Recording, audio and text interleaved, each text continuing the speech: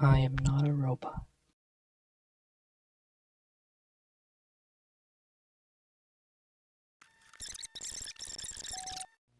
Hey everyone, it's been a while, sorry about that. I had some issues with school and decided to delay this so I can focus on one thing at a time. Anyways, this video is also being written twice. It was originally supposed to go up back in November, but just like now, school got in the way.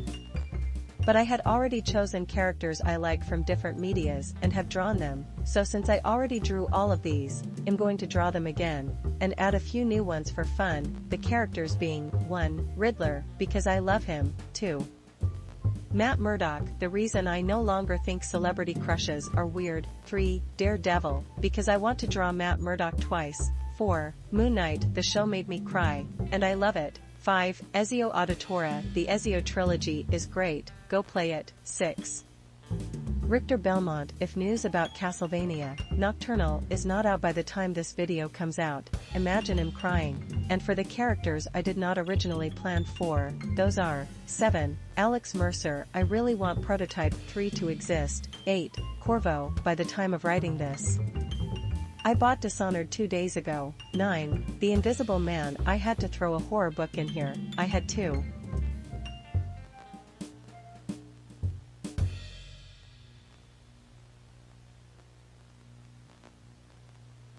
So let's start off with Riddler, who is my favorite Batman villain, and you will see that as we go on. This video is just me gushing about guys and fangirling with a speed paint in the back. It was even a joke in the script for the original video for this, and now, it's just the whole video. Anyways. Riddler, I love him. If you ask me my favorite Batman villain, there is a good chance I will say the Riddler, or just to be a little gremlin nerd, I'll say Edward Nygma, which by the way, I love that name, which just shows how little it takes to impress me. I love almost every version of the Riddler. I think the only exceptions are the ones from Batman, Hush and the Arkham games. I know he's a thief, murderer and overall terrorist, but he's kinda mean in Hush and Arkham. God, someone can break into my house and just give me a compliment and I'd be like, dang alright. For which version I'm gonna make, I am not really sure. I kinda want to make my own version in a way, because I don't think there is a costume of his that I do like. I do like the one from the Batman film, but I feel like it could be better in a way, so I'd like to make a version of him from a film he wasn't in, and it's one of my favorite Batman films, that being Gotham by Gaslight, where it's a story about Batman being alive during the 1800s. And hunting down Jack the Ripper. I'm not a big fan of turning murders into movies or stories, and I know none of the victims or direct family of the victims are still alive, but it just doesn't sit well with me for some reason, but I do love this story regardless. It is a great Batman movie and I do recommend it. We see a few Batman villains as well during the time, but if I am right, we do not see the Riddler, or anyone going by his name, so I'd like to draw him with an 1800s themed suit. Now first I think he should wear a coat similar to the classic Sherlock Holmes coat, but instead with a green color to it. Now I want this coat to look like his most expensive piece of clothing and maybe even have the rest of his clothes not match the coat. So for his pants I am thinking of a yellow and tan checkered pants. This is because for some reason checkered pants came up when I looked up poor clothing for the 1800s, but also learned that different dyes indicated different prices. I'm guessing that still happens today. But it was much bigger back then, purple and pink being the most expensive and usually used to show off your wealth. White, yellow and tan were at the bottom of the list. Finally a pair of goggles instead of glasses. The reason for this is because in the 1800s, two big inventions was the invention of electricity and the Winchester rifle. So I like the idea of him using electricity to make puzzles for Batman to solve. I'd assume a thick pair of gloves would also be a part of his costume. And finally, I want him to have some electric-powered Winchester rifle as a final defense against Batman, or to do another form of work. Now I know an electric-powered Winchester rifle makes no sense, but a lot of things don't make sense in comics, so I do not really care too much.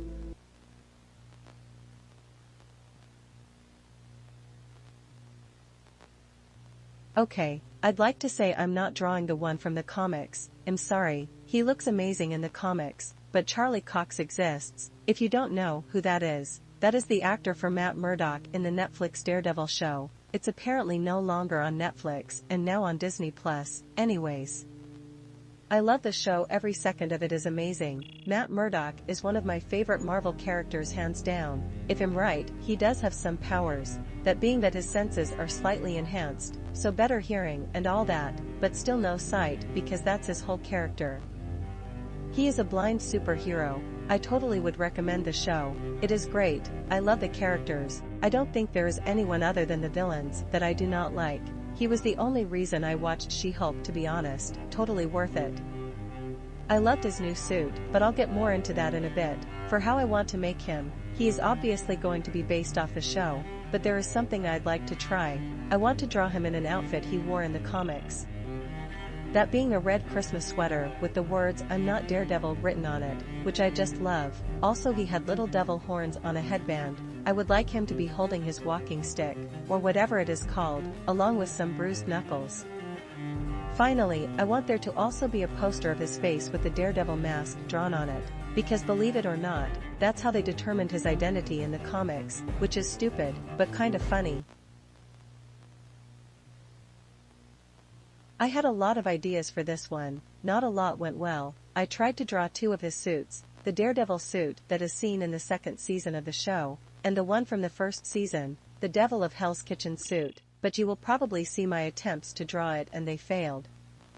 Eventually settling on one that I had to come up with on the spot. I do like this. I just thought I could have made it in a different way. It sits at around 10 likes on my Instagram, which is somewhat above average for my posts, so I guess other people like it as well. I had a whole script planned out for this part, but had to redo it because of how this went. Honestly, drawing Daredevil never ends well for me. Last year I made his hips too small, when I drew Matt Murdock for the last one. I spilled my drink while drawing and my recording software was glitching out or something, and now this happened, but at least it is over and it was not all for nothing. I love Moon Knight. My friend hates it, but he also likes the Halo show, so I came to the conclusion that Moon Knight and the Halo show share one thing in common. If you love the source material, you will hate this show, and I played Halo growing up, and my friend reads comics, but anyways. Moon Knight, he's cool. I love the Mark Spector suit the best, but Stephen Grant is the sweetest person alive, but most of all, the actor, Oscar Isaac, he's amazing. I loved him in the Star Wars sequels. The movies sucked, but it was so nice to see the actors try their hardest to make it a great movie. It wasn't a good movie, but still, it's nice to see them try. By the time of writing this, my friend is going to give me a Moon Knight comic as a Christmas present. Personally, I don't like the sound of how they are in the comics, so I'd rather try to go off the show here. I will be trying to draw both the Moon Knight suit, the one Mark Spector wears, and the Mr. Knight suit, the one Stephen Grant wears. I don't like how apparently the suits are their own personalities in the comics. Also, Stephen's character in the comics sounds like he's full of himself. Being a movie star that makes Moon Knight movies, my friend says it's like if Frank Castle wrote a book on the Punisher. I don't like it. I know biographies are things, but at least you are admitting that you are the person you are writing about.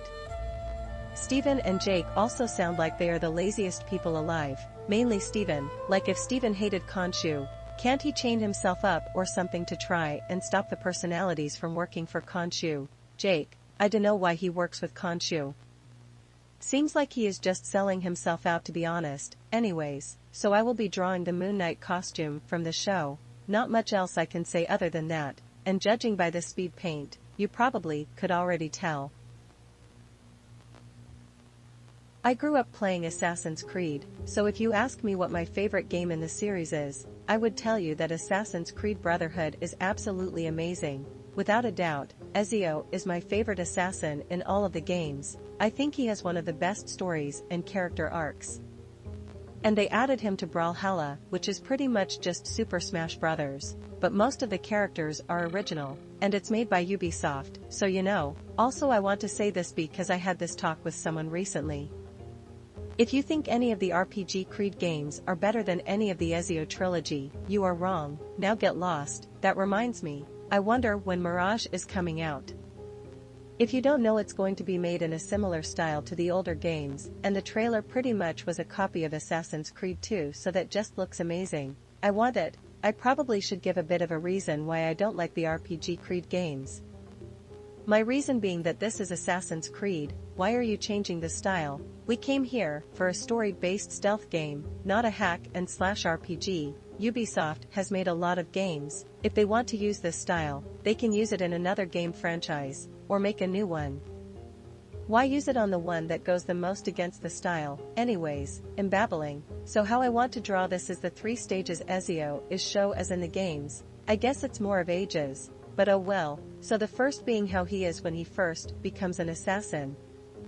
Then how he is in Brotherhood and the end of 2, with his nice beard, and finally his appearance in Revelations. I'd also like to add in the quote, "I've seen enough for one life," because that is just an amazing line.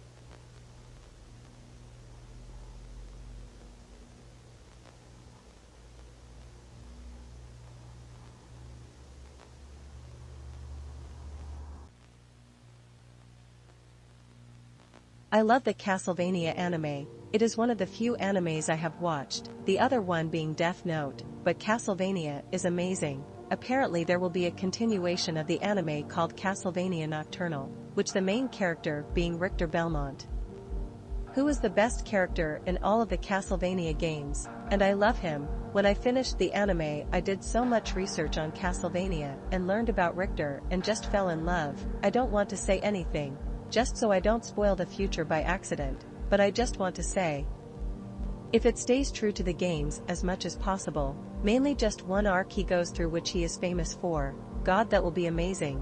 I want to watch that so much, man.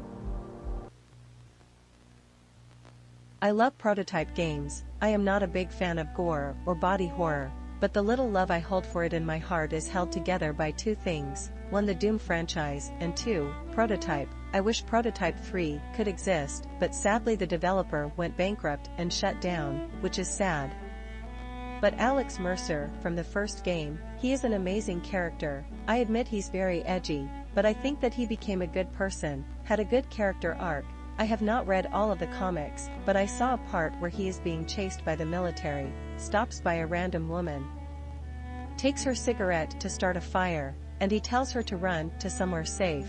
And I think that first, that's kinda cool. Secondly, I think that shows he had a respect for human life, and his hate for Blackwatch was due to their ignorance for human life and also what they have done to him and others and what they could do. I also hate what they did to him in the second game. I will say he makes a good villain.